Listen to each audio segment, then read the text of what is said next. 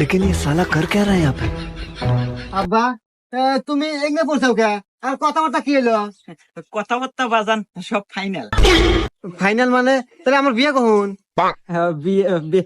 বিয়া তো বাজান হয়ে গেছে, কিন্তু তোর হাতে না, আমার হাতে। আজকের থেকে মা কয় ডাহিস। না আব্বা, এটা হবে পারে না, সোহাগে শুধুই আমার। দাঁড়াও, তুমি চুপ করো। তোমার তো কোনো যোগ্যতাই নাই। তোমার কি আছে? সহায় সম্পত্তি সব তোমার বাপের, তাই আমিও তোমার বাপের।